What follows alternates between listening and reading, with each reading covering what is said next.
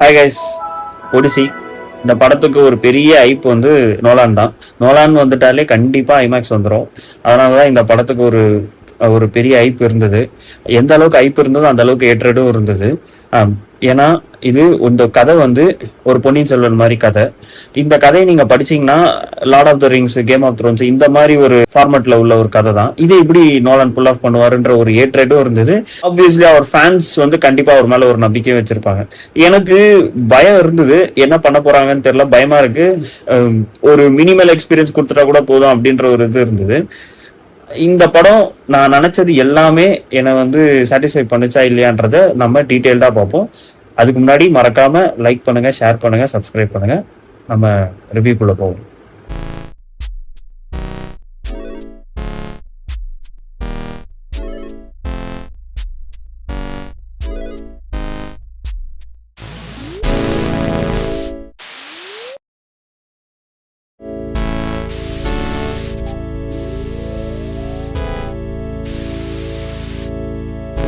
Odissi TRAI பார்த்துருந்தீங்கன்னா உங்களுக்கு இதுக்கப்புறம் நடக்கிற கதை தான்ன்றது கண்டிப்பா தெரியும். ட்ராஜன் வார்ல வின் பண்ற ஒடிசியஸ் இத்தகாக்கு எப்படி வராரு, இல்ல அவர் என்ன மாதிரிலாம் ஒரு விஷயத்த பாக்குறாரு, அதுக்கப்புறம் அங்க இத்தகால பையனும் அவங்க மனைவியும் எவ்வளவு கஷ்டப்பட்டுட்டு இருக்காங்க, அங்க என்ன நடக்குது, இதுதான் ஸ்டோரி. ரொம்ப சிம்பிள் லைன். இது நீங்க எல்லா படத்துலயும் பார்த்திருப்பீங்க. அதான் நான் அப்போ சொன்ன மாதிரி தான். இது வந்து ரொம்ப எல்லா படத்துலயும் நீங்க ரேண்டமா பாக்குற எல்லா படத்துலயுமே சீன்ஸாவே இந்த கதை வந்திருக்கும். சீன்ஸாவே வந்திருக்க ஒரு கதையில வந்து இது எப்படி எடுத்திருப்பாரு அப்படின்ற ஒரு டவுட் தான் இவங்க எல்லாருக்குமே. இங்க எந்த அளவுக்கு நெகட்டிவிட்டி வந்ததுன்னு சொல்றோம்ல, அது எதுக்கு வந்ததுன்னா அதனாலதான். அது எல்லாத்தையும் ஒரு சாட்டிஸ்ஃபை பண்ணாரான்னு கேட்டீங்கன்னா கண்டிப்பா சூப்பரா பண்ணியிருக்காரு. எங்கேயுமே எந்த இடத்துலயுமே அவர் ஒரு ஃபார்மேட்ல அவர் எடுத்திருக்காரு தவிர்த்து அந்த கதையை எங்கேயுமே அவர் வந்து கொலாப்ஸ் பண்ணல. ரொம்ப நல்லா பண்ணியிருக்காரு. பிலிம் மேக்கிங் ஸ்டைல்னு அவருக்கு ஒரு சர்டன் ஸ்டைல் இருக்கும். அந்த ஸ்டைலை யூஸ் பண்ணி எப்படி நம்ம இந்த மாதிரி ஒரு ஃபேண்டசி டிராமாவை எடுக்கலாம் அப்படின்றத அவ்வளோ அழகா ஒரு மாஸ்டர் கிளாஸ் மாதிரி இருந்தது.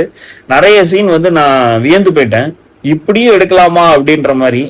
நோலானுக்கு வந்து ஆர்ஆர் படம்லாம் எடுக்க வரும்ன்ற நம்பிக்கை வந்துருச்சு எனக்கு. அதாவது அவர் எல்லாமே பண்ணுவாரு, அவர் ஆர்ஆர் படம் எடுத்தா எப்படி இருக்குன்றத ஒரு கிளிம்ஸ் மாதிரி காமிச்சாரு. நிறைய சீன் வந்து நமக்கு வந்து ஒரு பெரிய மாஸ்டர் கிளாஸ் தான். நீங்க உட்காந்து பாத்தீங்கன்னாலே அவ்வளவு சூப்பரா இருக்கும். நான் ஸ்பாயில் பண்றேன்னு நினைக்காதீங்க, நான் எதையுமே ஸ்பாயில் பண்ணாம ஒரு ரஃபா தான் சொல்றேன்.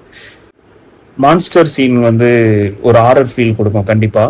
அதே மாதிரி அந்த ட்ராஜன் வார் வந்து ஒரு கிளிம்ஸ் மாதிரி காமிப்பாங்க, அது ஒரு பயங்கரமான ஒரு எக்ஸ்பீரியன்ஸ் கொடுக்கும்.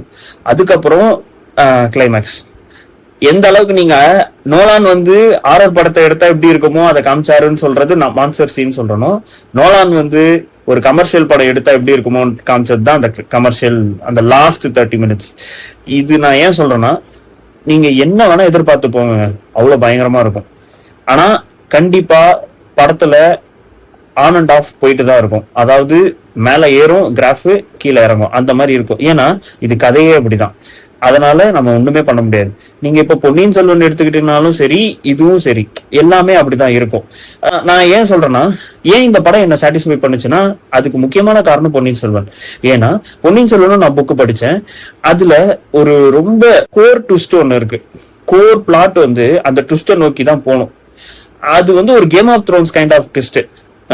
இஃப் யூ ஹேவ் டைம் நீங்க அந்த கதையை கூட பாட்காஸ்ட் எல்லாமே இருக்கு, கேட்டு பாருங்க. அதை வந்து அப்படியே மாத்திருப்பாங்க படத்துல, முக்கியமா செகண்ட் பார்ட்ல மாத்திருப்பாங்க. அது எனக்கு வந்து என்னடா இது, அதுதான்டா மெயினே படத்துல, இதை ஏன்டா மாத்திட்டீங்க அப்படின்ற மாதிரி ஒரு இது இருந்தது. ஆனா இங்க எதையுமே பண்ணல, எதையுமே மாத்தல, அப்படியே என்னென்ன இருந்ததோ அப்படியே பண்ணிட்டாரு அவரு காமிச்ச விதம் தான் பயங்கரமா இருந்தது. ஓகே, நீங்க நினைச்ச மாதிரி நான் எடுக்கிறேன், ஆனா என் ஸ்டைல்ல எடுக்கிறேன் அப்படின்ற ஒரு ஃபார்மேட்ல பண்ணியிருந்ததெல்லாம் வந்து அப்சல்யூட் பீக். இதெல்லாம் ஏன் நான் சொல்றேன்னா, இது எல்லாமே நீங்க வந்து தியேட்டர்ல எக்ஸ்பீரியன்ஸ் பண்ணும்போது அவ்வளவு சூப்பரா இருக்கும். முக்கியமா ஐமேக்ஸ். நம்ம ஊர் ஐமேக்ஸ் வந்து டிஜிட்டல் கேம் தான், 70mm கிடையாது. ஆனா நம்ம ஊர் ஐமேக்ஸே நமக்கு அவ்வளவு பயங்கரமா இருக்கு. உண்மையாவே நீங்க வந்து ஃபார் சேக் நான் போயிட்டு வந்ததுனால நான் சொல்லல. கண்டிப்பா நீங்க ஒரு பிக்கெஸ்ட் ஸ்கிரீன்ல பாத்தீங்கன்னா நிறைய சீன் உங்களை பயங்கரமா வந்து ஆச்சரியப்படுத்தும். எப்படி இதெல்லாம் எடுத்திருக்காரு அவரு அப்படின்றதெல்லாம் இருக்கும். நிறைய சீன்லாம் வந்து சினிமாட்டோகிராஃபி வந்து யாருன்னா ஹொய்டேமா அப்படின்றவர் தான் சினிமாட்டோகிராஃபர். வெறும் ஒரு நெருப்பை வச்சுட்டு அந்த சீன்ல வந்து நீங்க வந்து ஒரு பெரிய எமோஷனை காமிக்கணும். அந்த எமோஷனை வந்து வெறும் ஒரு நெருப்பு அந்த அந்த லைட்ல வச்சே அவ்வளவு சூப்பரா பண்ணியிருக்காங்க. நிறைய சீன் வந்து அவ்வளவு பயங்கரமா இருந்தது. நான் சொன்னல அந்த முக்கியமா அந்த ட்ராஜன் வார் அந்த ஒரு சீக்வன்ஸ், அந்த சீக்வன்ஸ் வந்து அவ்வளவு சூப்பரா இருக்கும். சினிமாட்டோகிராஃபி அவ்வளவு நல்லா இருந்தது. எல்லாமே வந்து சினிமாட்டோகிராஃபியா இருக்கட்டும், எடிட்டிங்கா இருக்கட்டும், லுட்விக் கோரன்சனோட மியூசிக் அப்பா அது பயங்கரமா இருந்தது. நான் ஆல்ரெடி ஒரு பெரிய லுட்விக் ஃபேன் ஆயிட்டேன். மேண்டலோரியன்ல இருந்து அதுக்கப்புறம் அவரு டெனட் எடுத்தாரு, ஓப்பன்ஹைமரு, ஆல்ரெடி ஃபேனு. இப்போ சொல்லவே தேவையில்ல, இது இன்னுமே பயங்கரமா இருந்தது. ஏன்னா நீங்க வந்து ஒரு ஹாரர் ஃபீல் எடுத்துட்டு வரணும், ஒரு ஹாரர் ஃபீல் கொடுக்கணும். அப்ப நீங்க அந்த ஹாரர் ஃபீல் கொடுக்கும் போது அதுக்கு மியூசிக் தான் பெரிய ஹெல்ப் பண்ணும்.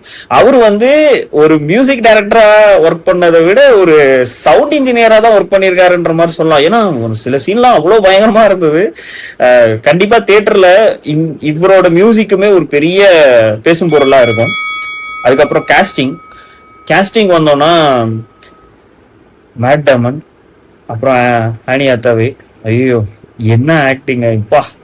அதாவது மேட் டேமன் வந்து ஒரு எமோஷன், அவருக்குள்ள ஒரு வலியை காமிக்கணும். ஆனி ஹாத்தாவே கிட்ட ஒரு அவங்களும் ஒரு வலியை காமிக்கணும். ஆனா அதை வெளியே காமிக்க கூடாது. ஒரு கான்வர்சேஷன் சீன் வரும் ஆனி ஹாத்தாவேக்கும் ராபர்ட் பேட்டின்சனுக்கும். பா செம சீனுங்க. அது நீங்க பாத்தீங்கன்னா ஆக்டிங் போறவங்களுக்கு எல்லாம் அதுவும் ஒரு மாஸ்டர் கிளாஸ். ஏன்னா அப்படியே ஒரு எமோஷன், ஃபர்ஸ்ட் ஒரு எமோஷன் வரும் அவங்களோட ஃபேஸ்ல, அப்படியே டிராஸ்டிக்கா அவன் பேசுற அந்த கேரக்டர் பேசுற மொத்த இதுமே வந்து ஒரு மாதிரி நெகட்டிவ் டாக்ல போறப்போ அப்படியே அந்த மூஞ்சி மாறும் பாருங்க. ஃபேஸ் வந்து அப்படியே அவ்வளவு பயங்கரமா இருக்குங்க.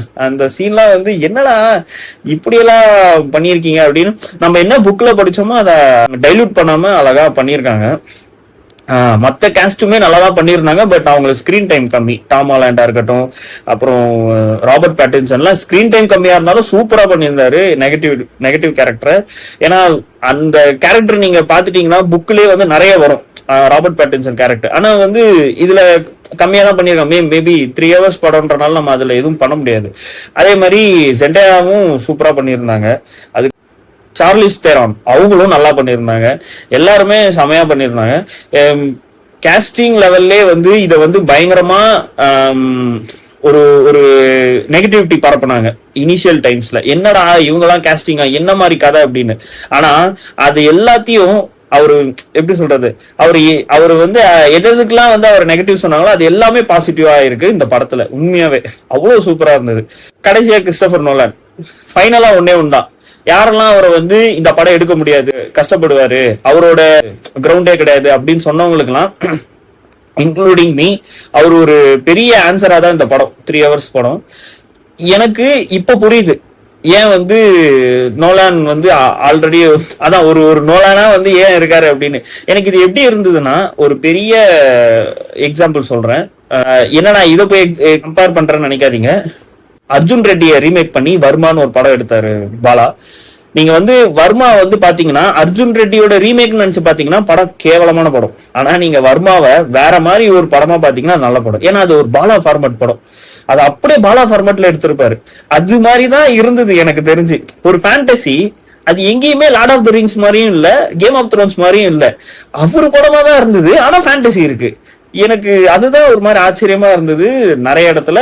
அது மட்டும் இல்லாம இந்த படத்தோட பெரிய பிரச்சனை, இப்ப இவ்வளவு நேரம் நான் பாசிட்டிவ் பத்தி பேசினேன், பிரச்சனைன்னு சொல்லணும்னா கதை தான், ஸ்டோரி தான். என்னடா இவ்வளவு நேரம் கதையை பத்தி இவ்வளவு பேசிட்டு ஏன்னு சொல்றேன். ஏன்னா இப்போ வந்து இந்த கதை வந்து ரொம்ப பழைய கதை. மோர் தேன் 500 years 600 years ஏதோ 1000 கிட்ட சொல்றாங்க. எனக்கு எக்ஸாக்டா தெரியல. இந்த கதையை நீங்க 1000 years உள்ள ஒரு கதையை நீங்க இது பண்ணும்போது ஆல்ரெடி இது மாதிரி ஒரு 1000 படம் வந்துருச்சு. எப்படி சொல்றது, நீங்க இந்த சீன் எல்லாம் பாத்தீங்கன்னாலே 1000 படம் வந்துருச்சு, ஈஸியா எல்லாருக்குமே வந்து டேய் என்னடா இது ஆல்ரெடி பார்த்தது அப்படின்ற மாதிரி ஒரு காமன் ஆடியன்ஸுக்கு ஒரு தோணும். அதுதான் இந்த படத்தோட பிரச்சனைன்னு சொல்லுவேன். மேபி இப்போ ஒரு சில நெகட்டிவ் ரிவ்யூஸ் வருதுல்ல அப்பார்ட் ஃப்ரம் கிரிட்டிக்ஸ், அதெல்லாம் காரணமே இதுதான் நான் சொல்லுவேன்.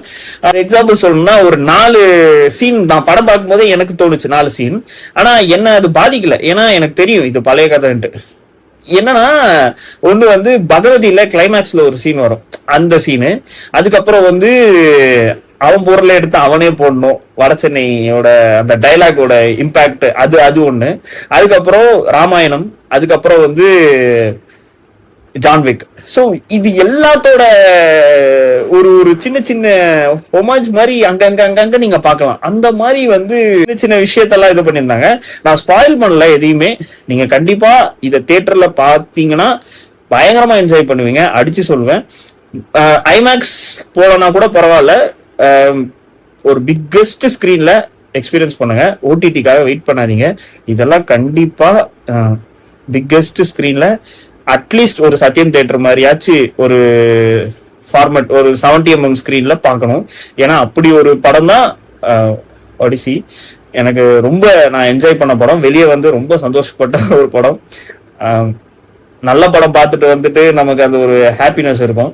அதுவும் நோலான் வந்து இன்னொரு மாஸ்டர் பீஸ் சொல்ல வேணும்.